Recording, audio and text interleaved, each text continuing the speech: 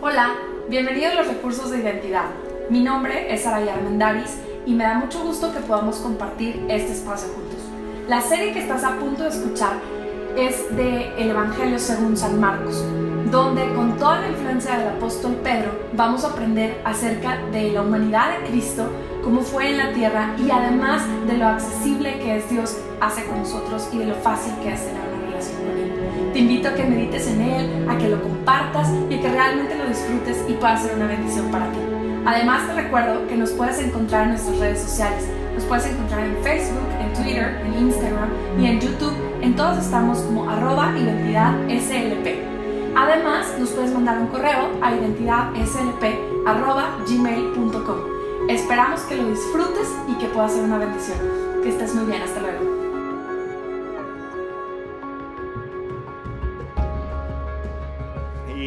Y el día de hoy vamos a estar en Marcos capítulo 7. Vamos a empezar en el versículo 24. La semana pasada nos quedamos ahí después de que Jesús hablaba de la naturaleza humana y de nuestros pecados. Pero antes de comenzar y de seguir adelante, quiero tratar de recordar y volvernos a poner en contexto. Para los que no nos acordamos, Marcos fue dirigido específicamente. Hay 4 evangelios, y voy a hacer una pequeña recapitulación. Hay 4 evangelios. ¿Por qué hay 4 evangelios? ¿Por qué no hay solo uno? En sí, no es que haya 4 evangelios. Hay un solo evangelio, que es el evangelio de Dios, el evangelio de Jesús. ¿Le puedes bajar poquito al eco, Arturo, por favor? Sin embargo, hay 4 evangelistas que escribieron su historia de los hechos de Jesús y lo dirigieron a un grupo de personas específica. Fue escrito en momentos diferentes de la historia con motivos y propósitos particulares, ¿sí? Mateo fue escrito hacia los judíos, Marcos particularmente fue escrito para los no judíos, Juan fue escrito para la Iglesia Universal. ¿Y por qué es importante esto? Porque sabiendo hacia quién fue dirigido, podemos entender muchas cosas del contexto en el cual está escrito y de la forma en la que está escrito, ¿sí? Por ejemplo, Mateo hace muchas referencias al Antiguo Testamento y a las profecías. ¿Por qué? Porque como fue escrito para los judíos, pues obviamente les trata de llamar la atención a cómo Jesús cumple las profecías del Antiguo Testamento. Pero por ejemplo, Marcos, que no iba dirigido a un pueblo judío como tal, no hace tanto hincapié en la profecía mesiánica, pues porque es como si yo llego con alguien que no tiene ningún tipo de contexto cristiano y le trato de explicar algo basado en el contexto cristiano, pues se quedaría, pues no entiendo lo que me estás diciendo. Entonces, entendiendo eso, que Marcos fue dirigido a una audiencia no judía, el mensaje de salvación, de cómo lo maneja Marcos, queda un poquito más claro. ¿Por qué? Porque hay un problema en el Antiguo Testamento, no que esté mal escrito, sino en la interpretación que se le dio por parte del pueblo de Israel, por parte de los judíos. Los judíos interpretaron, a raíz de las promesas y todo lo que los profetas decían, que ellos eran el pueblo escogido, en el sentido de que eran el pueblo escogido para salvarse solamente. Si todo el mundo se va a ir al infierno, todo el mundo va a ir a la muerte eterna, excepto el pueblo judío. Sin embargo, esto es una interpretación incorrecta, porque si vamos a Génesis capítulo 12, versículo 3, sí, el pueblo de Israel era el pueblo escogido, pero no era el pueblo escogido para salvarse ellos solos. Vean, Génesis capítulo 12, versículo 3. Dice: bendeciré a quienes te bendigan y maldeciré a quienes te traten con desprecio. Todas las familias de la tierra serán bendecidas por medio de ti. Un poquito más adelante, en el versículo 22, en el capítulo 22, versículo 18. Y mediante tu descendencia, la descendencia de Abraham, y mediante tu descendencia, todas las naciones de la tierra serán bendecidas. Todo eso porque me has obedecido.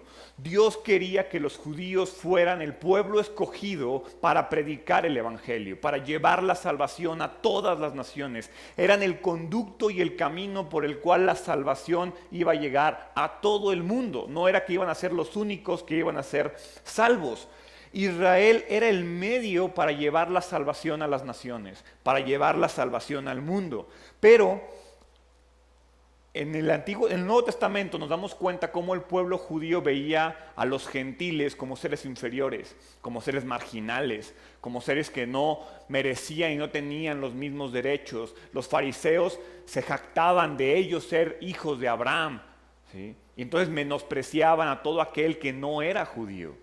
Pero lo estamos viendo aquí, es una interpretación incorrecta de las Escrituras, y siempre que interpretemos o saquemos de contexto lo que dice la Biblia, corremos este riesgo. Porque sí, el Evangelio fue dado primeramente a los judíos. Si vemos a Romanos, Pablo está hablando de esto. En Romanos capítulo 1, versículo 8, lo dice muy claro. Perdón, versículo 16. Pues no me avergüenzo de la buena noticia acerca de Cristo, porque es poder de Dios en acción para salvar a todos los que creen, a los judíos primero y también a los gentiles, es decir, a los no judíos. La profecía mesiánica era muy clara, no hablaba de un Mesías para los judíos, hablaba de un Mesías universal. Vayamos a Isaías. Isaías capítulo 49, versículo 6, él dice: harás algo más que devolverme al pueblo de Israel. Yo te haré luz para los gentiles y llevarás mi salvación a los confines de la tierra. ¿Por qué menciono esto? Porque el pasaje del día de hoy, particularmente, y estoy hablando eso a mí personalmente, yo cada vez que lo leía, no lo entendía al 100% y hasta me molestaba en algunos casos la manera en la que Jesús se expresaba acerca de una mujer gentil y cómo le decía y cómo parecía que Jesús le estaba menospreciando. Hoy vamos a hablar acerca de eso, vamos a hablar acerca de ese pasaje.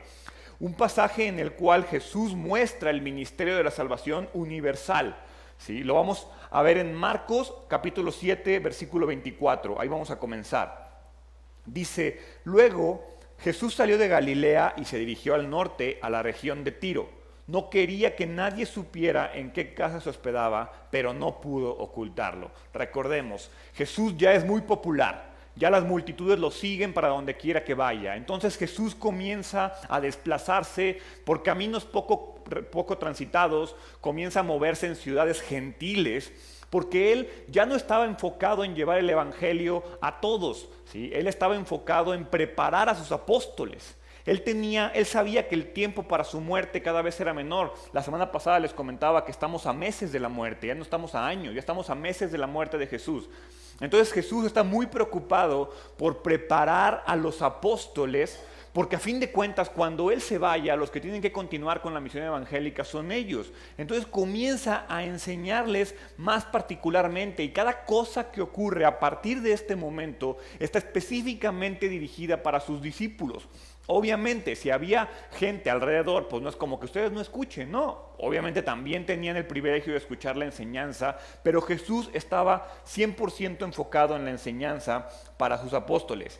Después de que Jesús estuvo un año ministrando en Galilea, termina este año y se va de esa región principalmente no por miedo, sino porque él sabía que todavía le faltaba tiempo a su obra de ministración hacia sus propios discípulos. Y entonces él buscaba descanso principalmente y espacios y momentos para poder dar enseñanzas particulares a cada uno de sus discípulos. Y aprovecha esta ocasión en una tierra gentil, donde una mujer gentil se acerca a él para darles una lección muy específica acerca de la salvación universal.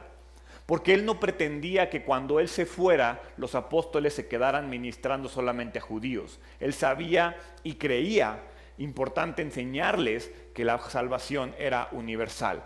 Entonces continuamos en el versículo 25. Enseguida una mujer que había oído de él se acercó y cayó a sus pies. Su hijita estaba poseída por un espíritu maligno, y ella le suplicó que expulsara al demonio de su hija. Como la mujer era una gentil, nacida en la región de Fenicia, que está en Siria. Ahí me detengo. Esta mujer conoce del poder divino del Mesías. ¿Por qué conoce del poder divino del Mesías? Recordaremos en semanas anteriores, cuando Jesús liberó a un endemoniado y que le dice: ve con tu familia y a tu casa y platícales lo que hice contigo. Este endemoniado era de esta región. Entonces este endemoniado, cuando regresa a su hogar, comienza a predicar acerca de Jesús y comienza a predicar acerca de la obra salvadora de Jesús. Algunos teólogos lo llaman que fue el primer evangelista, el primer misionero de la obra de Jesús, porque él específicamente fue fuera del área de la región de los judíos a predicar acerca de este hombre, Jesús. Y esta mujer ya había escuchado de este poder, ya sabía, es más, específicamente sabía que liberó a un hombre endemoniado. Ella tenía a su hija con este problema y sabía que Jesús era el hombre que la podía ayudar. Pero notemos cómo se acerca a Jesús con una actitud muy particular. Se acerca con una actitud de humilde reverencia, cae delante de Dios, dice que se postra a sus pies. Y cuando yo leía esto me puse a pensar cómo yo me acerco a Dios, cómo yo me acerco a Jesús. Hay veces que ni siquiera me acerco a Él como si fuera mi padre o como si fuera mi Dios. No, llego y como si fuera mi igual. Y le pido y le exijo y le demando. Y es que tú me dijiste que ibas a hacer esto. Esta mujer sabe de su poder y llega y dice: ayúdame, te necesito. Es importante que tú y yo reflexionemos cómo nos acercamos a Dios. Porque en este contexto y en esta historia, esta mujer tenía todo en contra. No solamente era gentil, era mujer. Entonces no era ciudadana de segunda clase, era de última clase, porque era no judía. Era mujer, ¿sí? El hecho de que se acerque ella sola a pedirle a Jesús te habla de que probablemente no tenía un hombre a su lado que pudiera acercarse a Jesús. Porque pues, obviamente que una mujer llegue a hablarle a un rabino o a un maestro, no hombre, era penadísimo. Tenía que ir el hombre de la familia a hacerlo. Entonces, imagínate la condición de esta mujer.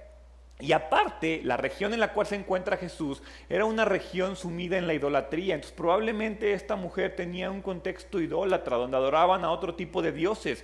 Pero ¿qué crees? Esos dioses no habían podido saciar la necesidad de esta mujer. En un pasaje paralelo de esta historia, si nos vamos a Mateo capítulo 15, vemos este pasaje de igual forma platicado por Mateo 15, 22 al 23.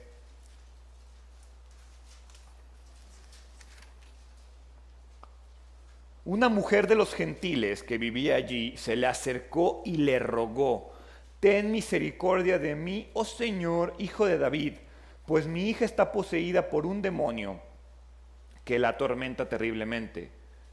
Y me llama la atención lo que dice el versículo 23. Pero Jesús no le contestó ni una palabra. Entonces sus discípulos le pidieron que la despidiera. Dile que se vaya, dijeron, nos está molestando con sus súplicas. Imagínate. Ahí ves el tipo de personas que eran los apóstoles. No eran santos misericordiosos escogidos por Dios por su bondad. No, eran personas que veían a esta mujer y como judíos creían que esta mujer no se merecía hablarle a su maestro. Y aparte vemos a un Jesús en una posición de ni una palabra te voy a decir. Y me pone a pensar cómo a veces a ti y a mí nos pasa algo así. Llegamos con Jesús, le suplicamos y Jesús no nos dice ni una sola palabra. Esta mujer suplica por bondad, pero llega suplicante no por lo que ella es. Llega suplicante porque sabe lo que Jesús es y porque sabe lo que Jesús le puede dar. Y muy importante, ella reconoce quién es Jesús. Esta mujer no es judía, esta mujer no tiene un contexto de David, del Mesías, de Abraham. ¿Y cómo llega y dice, oh Jesús, hijo de David? Entonces, ella se da cuenta quién es Jesús, reconoce quién es Jesús. A ella no le importa su pasado, le importa el hombre que tiene enfrente, que le puede dar la necesidad y que le puede saciar la necesidad que ella tiene. Y eso es lo que tú y yo tenemos que tener en la mente. No importa quién fuiste, no importa quién eres, no importa lo que hayas hecho y lo que hayas dejado atrás. Si tú te postras frente a Jesús, reconociendo quién es Él y lo que Él puede hacer por ti, es más que suficiente. Ahora, la historia se pone interesante porque efectivamente ella cumple con todo. Llega, reconoce a Jesús, le muestra, le dice quién es, se ve en sus palabras la fe que tiene hacia este hombre y Jesús la ignora. Dice, no le contestó ni una palabra. Ahora, Jesús no está siendo grosero, Jesús no está siendo indiferente, Jesús está ilustrando un punto espiritual ni siquiera para la mujer, Está mostrándole un punto espiritual a sus discípulos. Jesús quería poner de manifiesto el carácter lleno de fe de esta mujer para sus discípulos y la importancia de la fe. ¿Por qué? Porque Jesús viene de Galilea. Jesús viene de ser rechazado. Jesús viene de un lugar donde hizo milagros al por mayor, caminó sobre el agua, calmó tormentas, multiplicó los panes, curó endemoniados, levantó paralíticos, le abrió los ojos a los ciegos, le destapó los oídos a los sordos. Y cuando se pone interesante la plática y cuando se pone interesante la enseñanza y se mete en temas espirituales, la gente dice, ay, eso ya no me gustó, ya cumpliste con mi necesidad, ya me voy. Y entonces Jesús lo que le está diciendo a sus discípulos, miren esta mujer que ni me ha visto, que solo ha escuchado, vean cómo me demanda y cómo ante mi negativa sigue ahí y sigue postrada ante mí. Como siempre quiere exaltar la fe de la mujer. Él sabía perfectamente que esta mujer no iba a decaer ante su negativa. Por eso les digo que la enseñanza no era para la mujer, la enseñanza era para sus discípulos. Porque ¿cuántas veces nuestra actitud puede decir que tenemos fe, pero ante la primera negativa se nos acabó? Tenemos fe mientras Jesús y Dios hagan lo que tú les pides. Pero cuando no hace lo que tú le pides, comienza a acabarse nuestra fe. Y esta mujer en esta mujer Jesús encuentra una fe auténtica. No una fe como los judíos se la habían mostrado, que solamente estaban ahí mientras Jesús les diera cosas. Entonces, las barreras que Jesús pone hacia esta mujer no es para apartar a la mujer, es para enseñar a sus discípulos. La fe de esta mujer era inquebrantable y Jesús lo sabía, por eso Jesús permanece en silencio. Si leemos ahí mismo en Mateo capítulo 15, versículo 23, lo que leímos ahorita es que los discípulos interpretan el silencio de Jesús incorrectamente, como a veces tú y yo lo hacemos. Tú y yo interpretamos el silencio de Jesús como una negativa, o como un Dios mala onda, o como un Dios enojón que no nos hace caso. Pero a veces el silencio de Jesús tiene un significado muy diferente al que tú y yo podemos pensar. Los discípulos creían que lo que quería era que esa mujer se fuera. Dice de nuevo, pero Jesús no le contestó ni una palabra. Entonces sus discípulos le pidieron que la despidiera. Dile que se vaya, dijeron. Nos está molestando con sus súplicas. Aparte, vean cómo ni siquiera es un dile que se vaya. Te está molestando a ti, Jesús. No, me está molestando a mí. Hacen de la fe de la mujer un problema para ellos. ¿En qué les afecta la fe de la mujer a ellos? En nada, ¿sí? Ahora, al hacer esto, el que el Señor esté en silencio, lo que le estaba haciendo es decirles, miren, a pesar de que ella no recibe de primera mano lo que yo le doy, lo que yo le puedo dar, ella sigue ahí y sigue creyendo en mí. Por eso en el versículo 27 de Marcos, Jesús por fin responde. Jesús le dijo, primero debo alimentar a los hijos, a mi propia familia, los judíos. No está bien tomar la comida de los hijos y arrojársela a los perros. Y esta es la parte que yo les decía que siempre me había causado un conflicto. Es que, si Jesús literalmente le está diciendo perro a la mujer. ¿Sí? No es una analogía. Cuando has visto que le des la comida y se la arrojes a los perros, la está tratando con con enojo, con desprecio, ¿sí? O al menos eso es lo que parece. Es más, estas palabras lo único que están haciendo es primero recordarle a sus discípulos una cosa. Dice, primero debo alimentar a los hijos, a mi propia familia, a los judíos. Le está diciendo, sí, los judíos son importantes, los judíos son el medio. Me preocupo por ellos porque ellos van a llevar la salvación, el evangelio a los demás. Pero esta declaración tan mala onda, vamos a llamarlo así, también es una prueba para la mujer. También está probando la fe de la mujer, una prueba que Dios nos hace a ti y a mí constantemente. Por eso les decía que a veces interpretamos el silencio de Dios de la manera incorrecta. A veces Dios permanece en silencio viendo cuánto tiempo estás tú ahí y en verdad cuánto dependemos de Él. Porque la respuesta es, o la pregunta correcta es, ¿cómo reaccionas tú ante las negativas de Dios?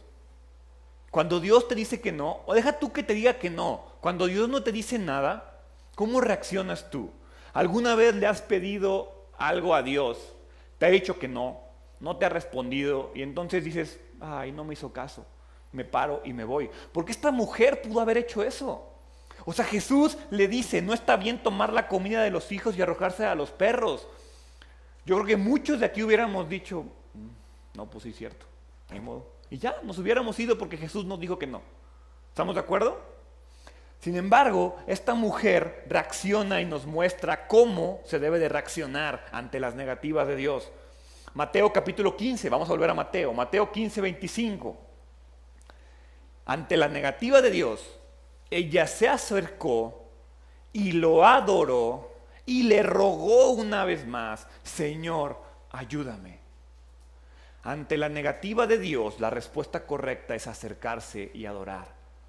Cuando Dios te dice que no, cuando Dios permanece en silencio, cuando Dios parece que no te está escuchando y parece que ya se olvidó de ti, lo correcto es me acerco más, me aferro más a ti y te glorifico y te doy honra más.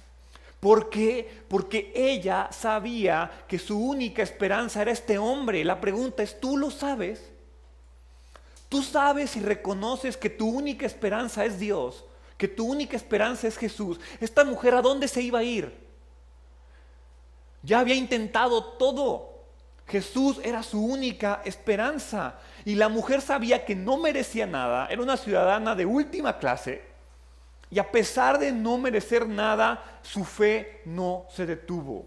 Y entonces, versículo 28 de Marcos dice, es verdad, Señor, respondió ella, pero hasta los perros que están debajo de la mesa, se les permite comer las sobras del plato de los hijos. Y esta mujer lo primero que hace es decir, ¿verdad que no le dice, ¿qué te pasa, Jesús? Yo no soy un perro. No, ella sabe perfectamente que no se merece nada. Ella sabe perfectamente que lo que está haciendo no es correcto. Y se presenta como alguien indigno ante Jesús y le dice, sí, Jesús, no me merezco nada más que tu misericordia y las migajas de tu misericordia. Y uno pudiera decir, Gerardo, ¿entonces me estás diciendo que me presente ante Dios así? Sí, porque a veces tú y yo nos presentamos ante Jesús como si nos mereciéramos todo. Ay, Jesús, es que yo me merezco esto, le he chambeado un chorro.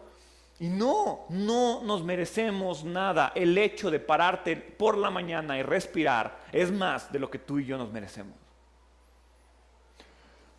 Entonces, Jesús conoce la fe de esta mujer, pero lo que pretende no es demostrar la fe de la mujer. Lo que pretende es que sus discípulos entiendan que la importancia es la fe.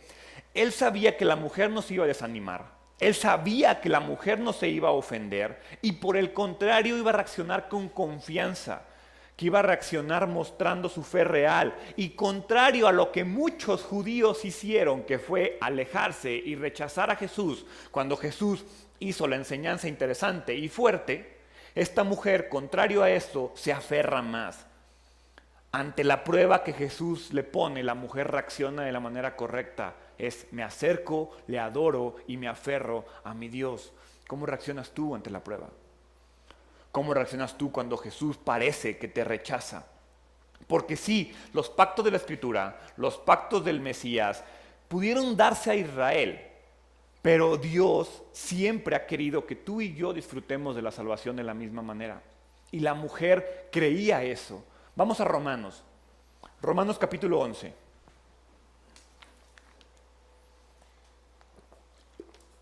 Romanos 11:12 dice: ahora bien, si los gentiles fueron enriquecidos porque los israelitas rechazaron la oferta de salvación de Dios, imagínense cuánto más grande será la bendición para el mundo cuando ellos por fin la acepten.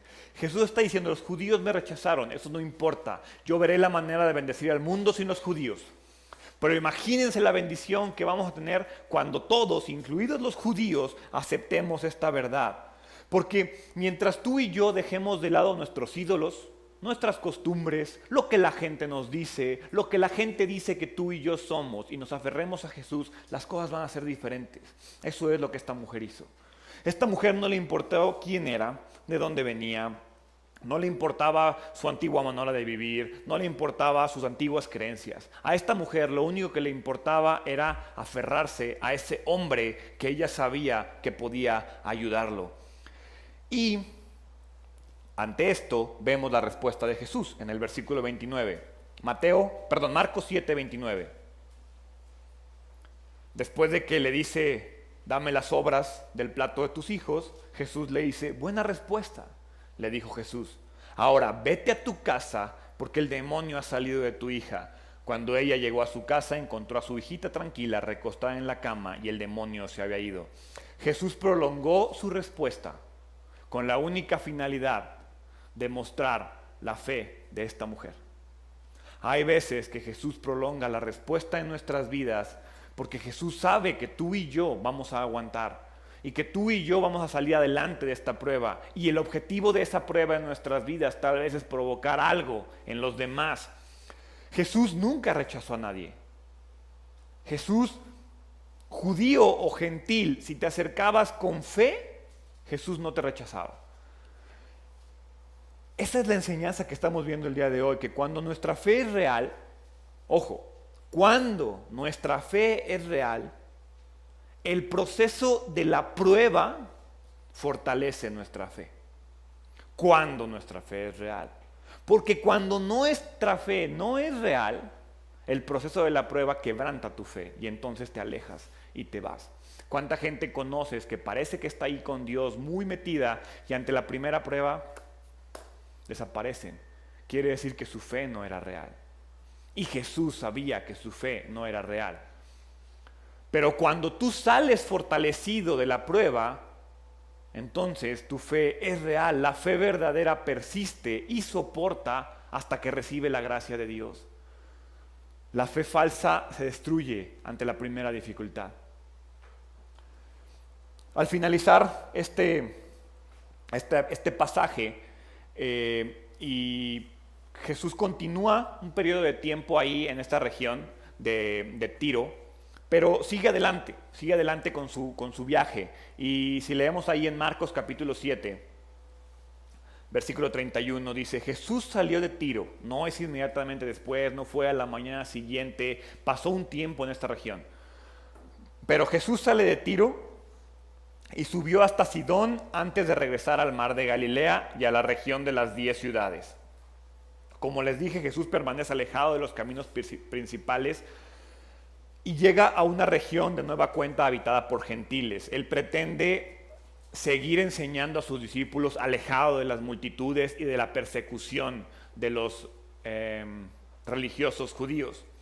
Y entonces decide ir al centro del paganismo judío, a la región de Decápolis, a la región de las 10 ciudades, ahí donde la cultura griega que tú y yo conocemos del Partenón y de todos los dioses y de la sabiduría griega, donde ahí estaba, ahí fue Jesús con sus discípulos a enseñarle. Entonces, de nueva cuenta vemos que Jesús seguía pretendiendo alejarse de la sociedad para continuar enseñando. Y vamos a encontrar en este pasaje a un hombre que no podía hablar, y que mediante el poder de Jesús y la voluntad de Dios pudo hacerlo. Y esto es muy importante por algo, porque lo primero que vemos en el versículo 32 es un hombre incapacitado para hablar. Un hombre que no tiene la capacidad de hablar. Dice Marcos capítulo 7, versículo 32. Le trajeron a un hombre sordo con un defecto del habla, y la gente le suplicó a Jesús que pusiera sus manos sobre él para sanarlo. De nueva cuenta, estamos en una región no judía. La fama de Jesús ya es muy grande, tanto que aún ahí, en una región griega gentil, su fama es importante y la gente sabe lo que este hombre puede hacer. Ahora, en aquella época, así como las mujeres eran consideradas ciudadanas de última clase, los sordomudos eran considerados discapacitados mentales. Eran considerados incluso pecadores, porque decían que habían nacido con ese problema por algún pecado que habían cometido, o como consecuencia del pecado de sus padres. Entonces, de nueva cuenta vemos una persona que la sociedad considera menor. Ahora, a pesar de eso, un grupo de personas se preocupa por este hombre, ¿sí? Porque ahí dice que lo llevaron. Este hombre era imposible que hubiera escuchado acerca de Jesús. Era sordomudo. Entonces, este hombre no sabía nada, pero un grupo de personas se preocuparon por él y lo llevaron a Jesús. Entonces, piensa tú por quién te preocupas en tu vida y piensa si lo estás llevando a Jesús. Porque a veces esperamos que la gente llegue a Jesús nada más así porque se despertaron en la mañana y dijeron, creo que necesito de Jesús, voy a ir con él. ¿Cómo? ¿Cómo alguien incapacitado de escuchar de Jesús, que no se acerca y que no tiene ningún contexto, se va a acercar? Nos necesita a ti y a mí. Necesita un grupo de personas que se preocupen por él y lo lleven hacia este hombre que lo puede ayudar. Estos hombres, dice ahí la Biblia, que suplicaban. La palabra en hebreo es paracleo, que es con sentido de urgencia. Suplicaban por un amigo que no podía suplicar por sí mismo. El versículo 33 nos muestra cómo este hombre que era incapacitado para hablar, Jesús lo habilita. 33 al 35 dice, Jesús lo llevó aparte de la multitud para poder estar a solas con él. Metió sus dedos en los oídos del hombre. Después escupió sobre sus propios dedos y tocó la lengua del hombre. Mirando al cielo suspiró y dijo, Efata, que significa ábranse. Al instante el hombre pudo oír perfectamente bien y se le desató la lengua, de modo que hablaba con tal claridad. Jesús le muestra misericordia a un hombre, como siempre lo hace. Ahora, aquí me llama la atención porque este hombre no tenía ningún tipo de fe. ¿Quiénes eran los que tenían fe? Los amigos. Y esa parte es bien importante. Los amigos son los que llegan y presentan a este hombre con su fe. Y por eso Jesús tiene misericordia de este hombre, porque los amigos lo llevaron a su presencia. Ahora, aquí pasa algo importante. Jesús lleva aparte a este hombre. A diferencia de muchas ocasiones, Jesús no sanó a este hombre así. Todos vean lo que voy a hacer en este momento. No, Jesús se lleva a este hombre aparte. El Señor está poniéndole atención a la desesperación de un hombre abandonado, un hombre desesperado, un hombre despreciado, recibe la completa y total atención de Jesús. Y eso tú y yo lo tenemos que tener presente. No somos despreciados por Dios. Cuando tú y yo nos acercamos a Él desesperados, Él nos va a dar su atención total y completa. Él puede hacerlo. Y entonces Jesús se lleva y por medio de señas, antes de sanar a este hombre, por medio de señas, le dice, te amo, te entiendo, sé que necesitas mi ayuda y ve lo que Dios puede hacer contigo. Porque a veces decimos, ¿por qué le escupió? Vamos a entender por qué le escupió. Es importante porque a veces lo leemos y decimos, qué raro, ¿no? Primero dice, metió sus dedos en los oídos del hombre. ¿Qué está haciendo con esto? El hombre es ciego, el hombre es sordo y mudo. Entonces, por medio de señas, lo primero que hace Jesús es decirle, sé que tienes un problema. Por eso le mete el dedo en sus oídos y le está diciendo, sé que tienes un problema con tus oídos. Reconoce el problema físico del hombre. Después escupe sobre sus propios dedos y le toca la lengua. Con esto reconoce que tiene también un problema en la boca, que no puede hablar, pero por medio de la saliva le demuestra y le dice que lo quiere sanar. Porque en aquella época se creía que la saliva tenía poderes sanadores. Entonces lo que dice Jesús es decirle, sé que tienes un problema en el oído, sé que tienes un problema en la boca, y al momento de escupirse le dice, pero no te preocupes, yo te quiero ayudar, yo te quiero sanar. Después mira al cielo, es decir, le está diciendo, no soy yo, es Dios. Yo te quiero sanar, pero no lo voy a hacer yo, lo va a hacer mi Dios. Y después suspira, otras versiones dice gime. Es la misma palabra que Sari hace un momento nos explicaba cuando decía que la tierra gemía.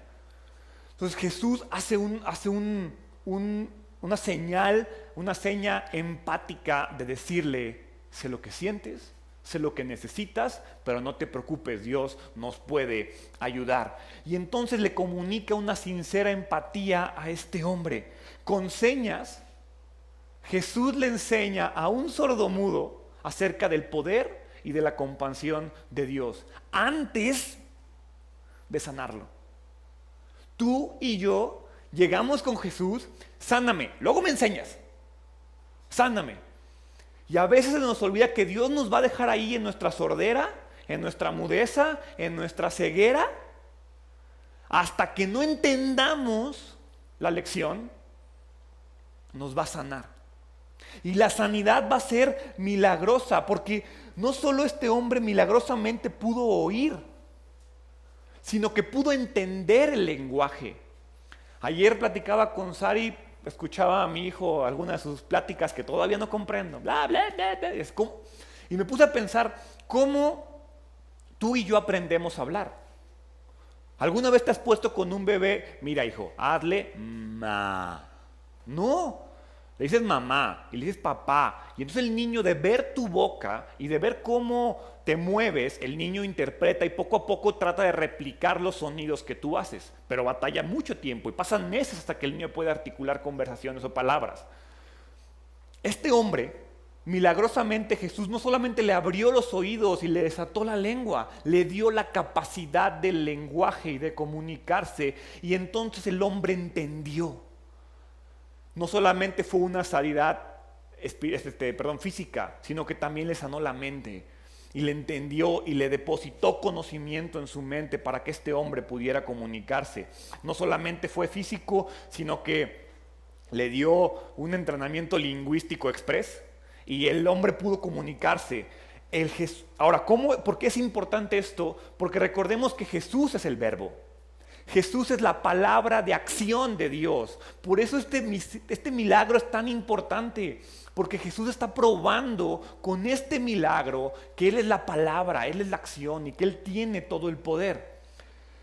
Ahora, finalmente, pasa algo interesante.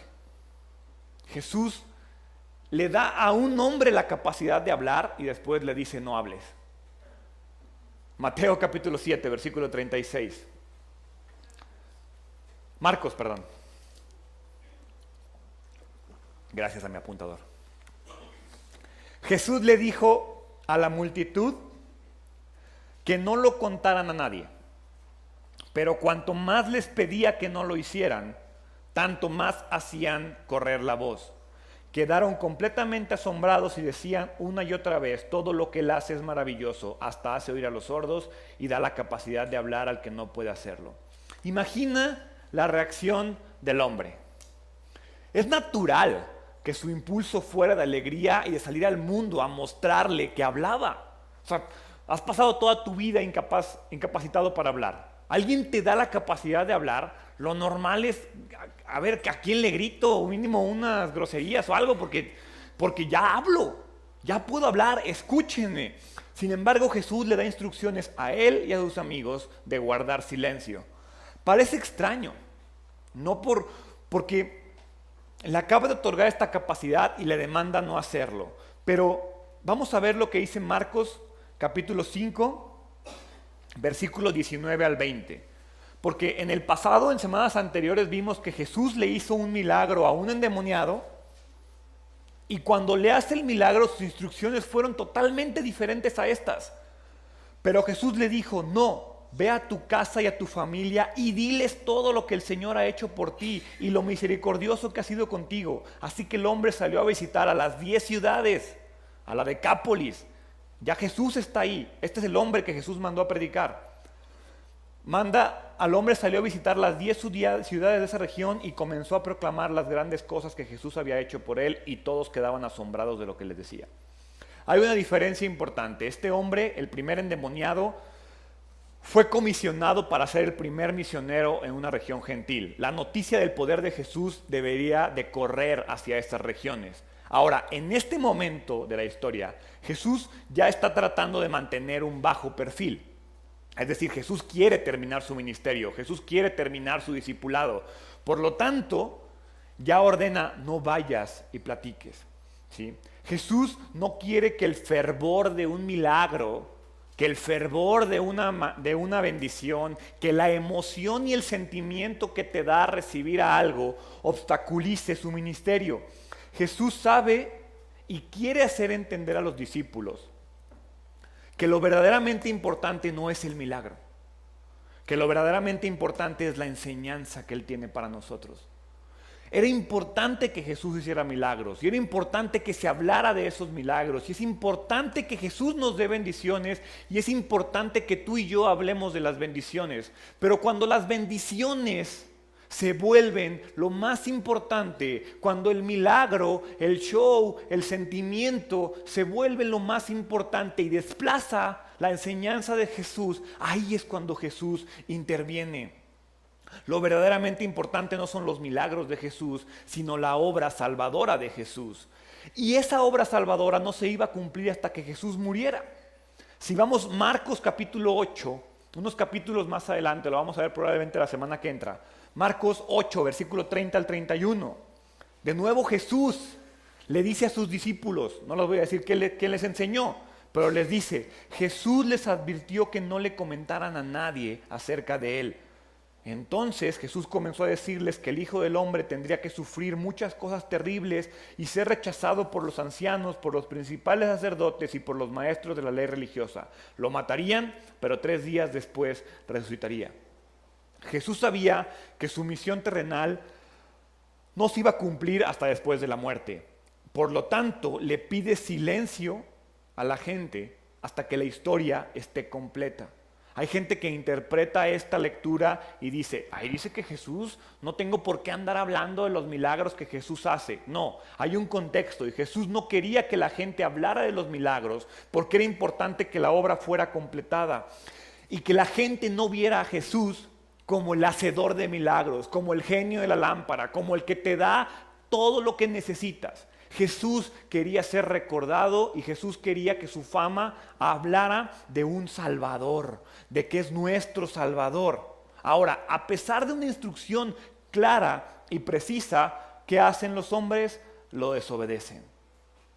Y lo irónico es que aunque Jesús sanó los oídos del hombre, este hombre no escuchaba a Dios. Y a veces eso nos pasa a ti y a mí. Jesús nos sana, Jesús nos da algo, Jesús nos enseña, y tú y yo decidimos ignorarlo. Y tú y yo nos pasamos la enseñanza por cualquier lugar. Y entonces Jesús te hace sentir bonito, pero eso que te hace sentir bonito te hace que tengas que rechazar algo que quieres pregonar y decir.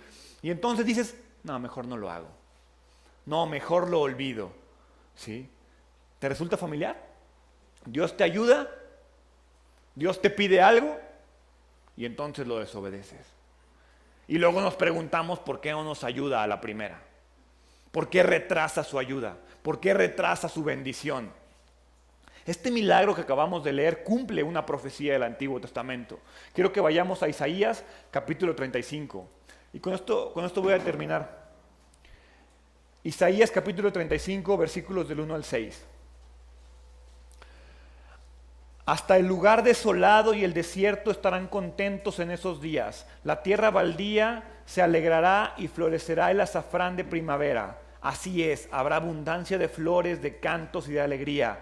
Los desiertos se pondrán tan verdes como los montes del Líbano, tan bellos como el monte Carmelo o la llanura de Sarón. Allí el Señor manifestará su gloria, el esplendor de nuestro Dios. Con esa noticia, fortalezcan a los que tienen cansadas las manos y animen a los que tienen débiles las rodillas. Digan a los de corazón temeroso, sean fuertes y no teman, porque su Dios viene para destruir a sus enemigos, viene para salvarlos. Y cuando Él venga, abrirá los ojos de los ciegos y destapará los oídos de los sordos. El cojo saltará como un ciervo y los que no puedan hablar cantarán de alegría. Brotarán manantiales en el desierto y corrientes regarán la tierra baldía.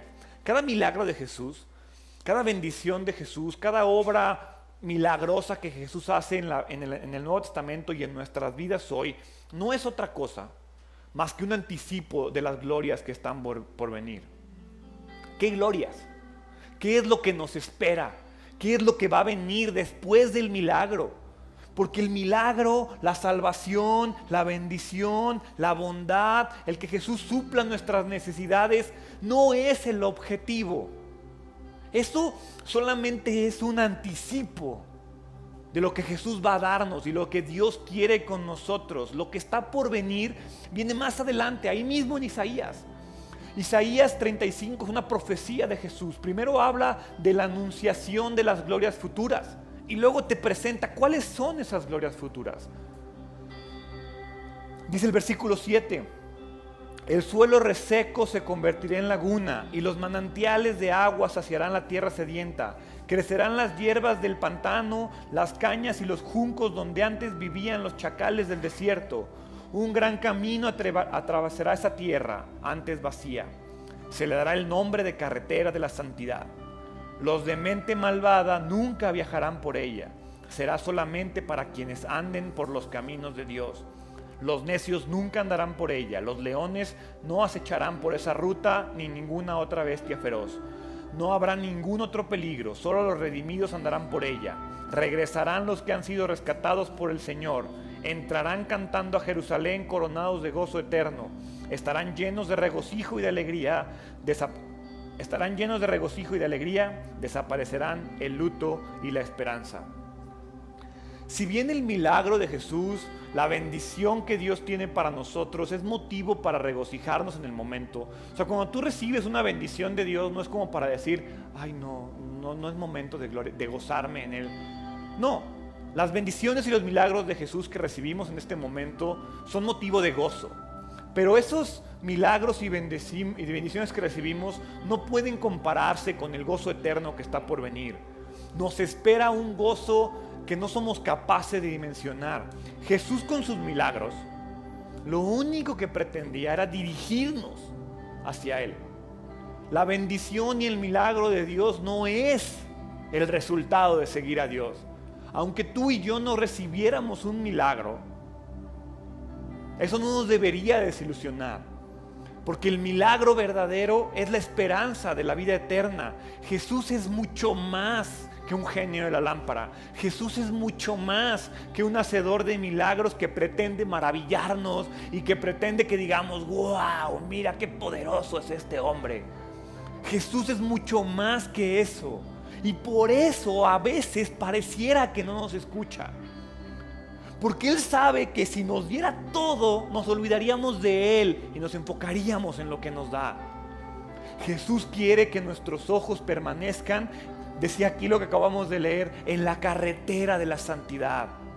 En ese lugar en donde alguien que no tiene los motivos correctos no puede transitar.